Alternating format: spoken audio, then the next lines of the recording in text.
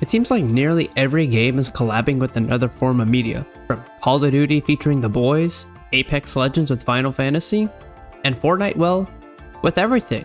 It seems like the only game that is yet to hop on that trend is Valorant. Now, am I saying that collabs may be the best thing for the game? No, of course not.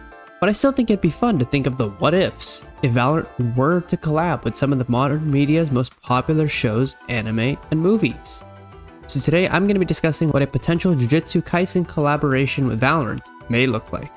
From weapon skins to titles, to finally potential character additions, let's go ahead and hop right into it. Let's start with the thing Riot will most definitely want to add, the weapon skins. Probably the most obvious weapon to get a skin would be the knife. But now the question is, which weapon from JJK would be added? Would it be Toji's Spear of Inverted Heaven? Maybe Nobara's Nails? Or even Maki's Playful Cloud? Well, I actually think it's none of them. Probably one of the most iconic characters in JJK currently is Nanami, and since none of his abilities would really fit the game, it might make more sense to add his curse tool instead. Plus, it'd be really easy to implement, since it could follow the animations of the Primax, but be flashier, of course. Now, there could be an argument for Toji's weapon, but because they are way too similar to Kuronami, I decided to void it. Now, for the more interesting part, the gun skins. See, none of the main cast really uses guns, well, except a certain Jack dude. Personally, I think the best thing they should do would be to model them based on the curses themselves. Make a skin based on Jogo, Hanami, Dagon, and Mahito. The curses have the best designs in the entirety of JJK, and there would be enough difference to warrant different gun skins, while still having some consistency in the theme. But now, we finally get to talk about the more interesting part. Who is going to be added, and how? So, because I think a lot of characters could be added, I'm going to talk about 4 characters who would best fit each role in Valorant. Well, let's just get started with the most obvious addition, Gojo Satoru. There's literally no way in any collaboration the GOAT isn't going to be included. It's like doing a Dragon Ball collab and not adding Goku, which is kind of funny because Gojo isn't even the main character of his own series. Now, despite Gojo being able to nearly beat the crap out of anyone by himself in verse, I think it might be better that his abilities work for an initiator instead of a duelist. So let's discuss how his abilities would work, shall we? Well, for starters, his rechargeable would be Hollow Purple. Now, you're probably thinking, what? How does that make sense? Well, okay, hear me out. For his other 2 abilities, it'd be Red and Blue, respectively. He would have 2 charges of each, and Red would be like an Astrosuck that you can throw in a straight direction until it hits a wall. Anything in its path gets slightly pulled towards the center. It can also be destroyed, just to make things more balanced. Additionally, if an enemy is hit by it, then Gojo will also be able to alert his enemies, saying he got someone, so it's similar to a Sky Flash. As for Red, just like in the show, it's going to do the opposite. It's going to push people away, and does ticking damage if you get too close to it. However, one difference with Red is that he would be able to end it early, and at the point of it ending, it would stun at the location he chooses. Now let's get back to Purple, because it's the primary ability. He's only going to get 2 charges, and then it takes 2 kills for him to get a recharge. There's also another caveat involved that would make it really unique, and that is it has 2 different versions.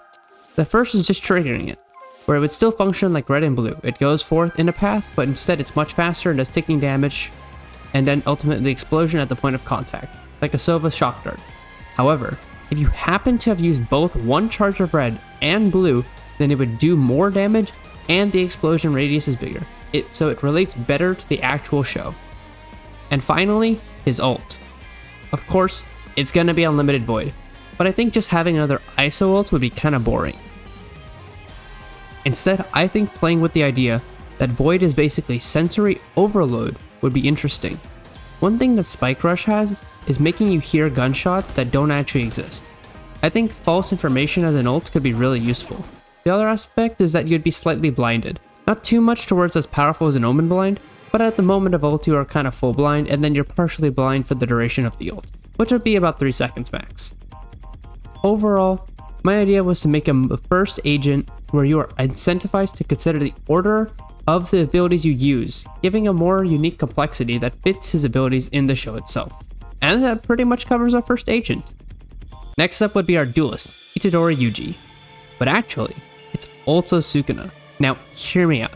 Yuji would only have 2 abilities, Black Flash and a swap. Black Flash would just be a really funny ability that's really bad since Yuji is kind of a hand-to-hand combat person and it'd be weird to have it in Valorant. But it'd be a hilarious addition where he charges a punch like a Falcon Punch and he lunges forward. It'd be really bad in practice since most fights are long range, but it'd be absolutely hilarious to do it to somebody. And we need more stuff like that that's just there for fun. The real character comes from his innate ability, the swap. Yuji would lose 10% of his current HP and become Sukuna, the king of curses. Now, because he's a duelist, he needs to be duelisting. So, I think that despite it not being an actual ability, he would have an instant transmission TP of sorts, similar to Omen. And the audio cue instead of Omen grunting would be him laughing maniacally. Now his other ability would be Cleave, which does damage on impact and can go through spammable walls, such as 90% of Ascent. His final ability would also be Black Flash, because it's funny. Finally, his ult would not be Malevolent Kitchen, because bro is not cooking.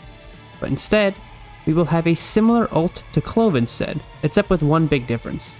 Instead of being able to revive themselves, Sukuna revives into any corpse that he selects that is within a radius of his own body. He then revives into that body and gets all of their abilities, replacing his own, similar to Echo from Overwatch if you know that game.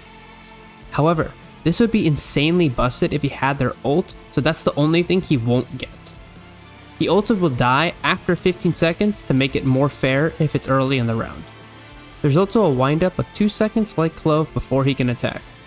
I think we need some sort of copy agent, and since Sukuna can use Black Flash similar to Yuji and his whole thing was, well, taking over Yuji's body in the first episode, I think this would make for a more interesting agent addition.